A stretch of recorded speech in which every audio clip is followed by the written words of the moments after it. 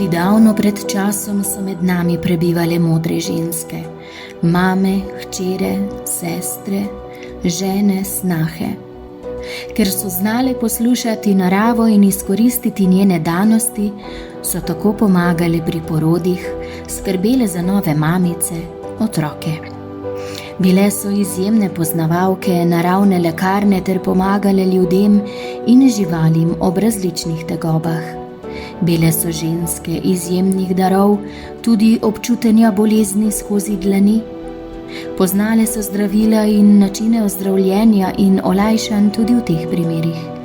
Vedele so, da telo ni le fizično, marveč energijski stroj, ki potrebuje malo pomoči ob blokadah, ki se transformirajo v bolezen.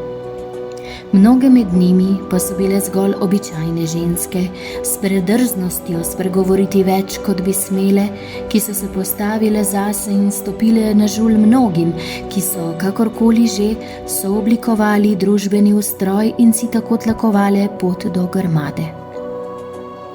Lahko so bile le ženske, ki so bile komu v napoto, nekatere zmožne pridobiti več znanja in izkušenj in zato imeti več kot soseda. In če si svojo sposobnostjo pridelal več, si gotovo to dosegel le s čarovnijo. In tako je med našim ljudstvom več stoletij vladala družbena čarovniška evforija, ki je uničevala družine, osirotela otroke, strla može, mučila in poslala v prezgodnjo smrt mnoge povsem po krivem.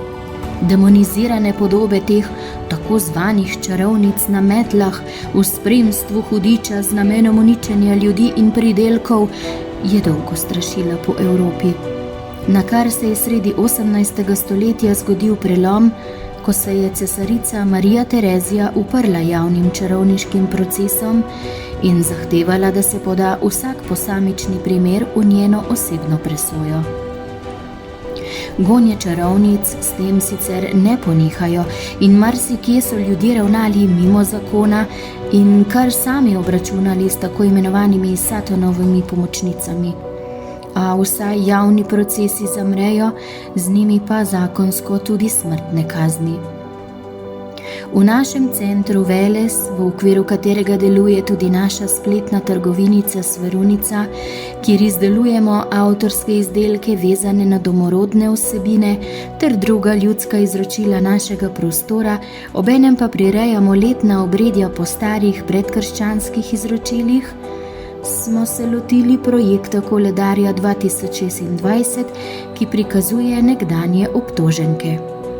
Avtorica Irena Petrič, sem neznansko hvaležna vsem ženskam, da so se odzvale povabilu k sodelovanju upodabljanja zgodovinskih oseb. Želela sem izpostaviti življenje tako imenovanih čarovnic, jih predstaviti v nekem trenutku njihovega življenja, v trenutku svobode in nevednosti človeške krutosti. Če bi te ženske živele danes, bi ne bilo drugačno le njihovo življenje, tudi smrt. Bile so enake kot marsikdo med nami, a v drugem času deležne drugačnih obravnav.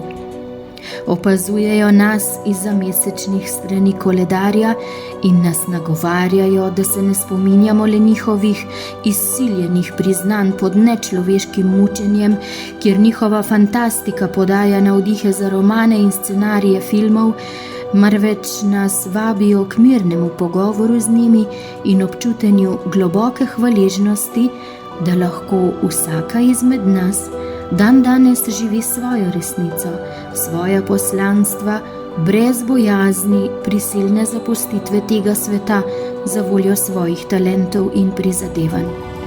Naj nas nagovorijo in učijo hvaležnosti še naprej.